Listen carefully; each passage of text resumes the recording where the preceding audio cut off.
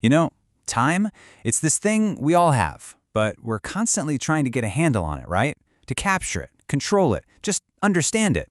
So let's take a little journey together and look at all the incredible ways we measure our trip through the universe. We're going to go from the tiniest tick of a clock all the way out to the vast, sweeping scale of the cosmos. So let me ask you, how do you measure time? I mean, it sounds simple enough, doesn't it? But really, give it a second. The answer totally changes depending on how you look at it. Are we talking about what's happening right now? Or are we thinking about, the big cosmic picture?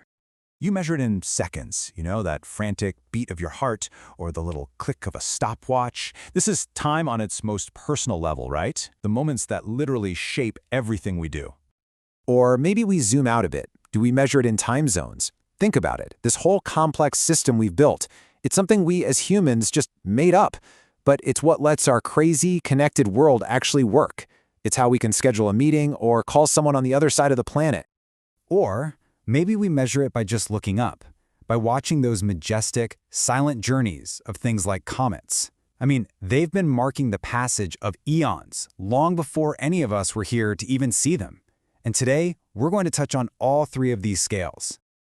All right, so let's start small. We'll kick things off with the tools we use to manage the here and now, those little fleeting moments that make up our day-to-day lives. Okay, think about a simple stopwatch. It's just pure, unfiltered measurement, right? How long does it take you to run a mile? Or, let's be honest, how long has this meeting actually been going on? A stopwatch just gives you the cold, hard facts, that precise slice of time, right down to a fraction of a second.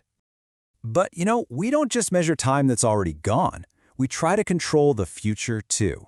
And that's where a timer comes in. A timer is basically an order you give to your future self. It's you saying, hey, in 25 minutes, you're going to stop working and take a break. It's how we build a little bit of structure into what's coming next, one alarm at a time. And then, of course, there's the countdown. Now, this is where time gets emotional. Think about a countdown to a vacation, or your birthday, or a new year. It's not just about ticking off the days, is it? No, it's all about building that excitement, that anticipation. It's how we make a future moment feel really, really special.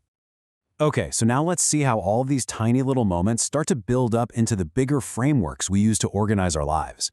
We're zooming out now from seconds and minutes to weeks, months, and even years. So, here's a question for you. Any idea what day of the week your birthday will be on in 2026? Yeah, probably not off the top of your head, right? And that one simple question shows you exactly why we need a bigger system. Without it, trying to plan for the future would be, well, pretty much impossible. And that structure, of course, is the calendar. This is where all those seconds and minutes and hours finally get organized. They find their place in this nice, predictable grid of days and weeks. You can think of it like a map of your time. It lets you look back at where you've been and, maybe more importantly, plan out where you're heading next. And what's so cool is how we've built all these amazing tools on top of that basic calendar structure. We can instantly figure out the time between two different dates, or add days to project a deadline way out in the future. We can find the weekday for any date, you name it. It's like we're not just looking at the map of time anymore, we're actively out there navigating it. All right, so we've got our personal schedules managed. But what happens when you need your schedule to sync up with someone else's who's halfway around the world? Well, this is where our concept of time has to get much, much bigger. And this right here just nails the problem, doesn't it? For somebody in Omaha, it's the middle of the night. But for someone else, they're just wrapping up their workday. If we didn't have a way to sort this out, global communication, business, everything would just grind to a halt. So, to fix this, what we really needed was basically a universal translator, but for time. And that's exactly what a time zone converter is. It's a surprisingly simple tool that solves an incredibly complex problem. It just tells you what time is it anywhere in the world right this second. And then tools like a meeting planner take it one step further. They turn this big, abstract headache of time zones into a super practical solution. All you do is pop in the locations for everyone you need to meet with, and bam, it instantly shows you the hours that actually work for everybody. It finds that one perfect little sliver of time that exists for the whole group all at once. And now it's time for our final leap in scale.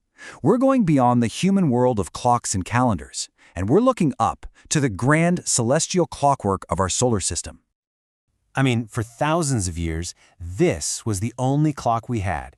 The sunrise and sunset, the phases of the moon, the slow, steady march of the stars across the sky. The amazing thing is that today, we have tools that can calculate all of these cosmic events with unbelievable precision for any spot on the planet. It kind of connects our busy modern lives all the way back to that ancient natural rhythm.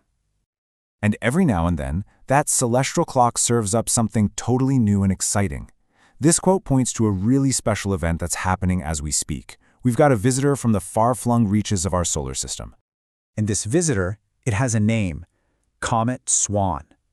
And just giving it a name suddenly makes it feel so much more real, doesn't it? It's not just some abstract concept anymore. It's a specific object on a specific path, cruising right through our cosmic neighborhood. The incredible part is that we can track its journey with pinpoint accuracy. So it flew past the sun back in September. Right now, as we're talking, it's heading toward Earth, and we know the exact date it's going to make its closest approach. We've managed to take this huge, epic cosmic journey and shrink it down into something we can literally circle on our own calendars. So just think about the trip we've just taken together. We started with the smallest possible unit of time you can imagine, just a single second ticking by. And we ended up all the way out here, tracking an object on a journey through our solar system that takes years. From our own personal moments to the vastness of the cosmos, that incredible range really says something about our deep-seated need to measure time and just make sense of it all. Think about it. We have all these tools now to manage our seconds, to organize our years, to connect with anyone on the globe, and even to watch the stars. So really, the only question left is the one that matters most. With all this power to track it, what are you going to do with your time?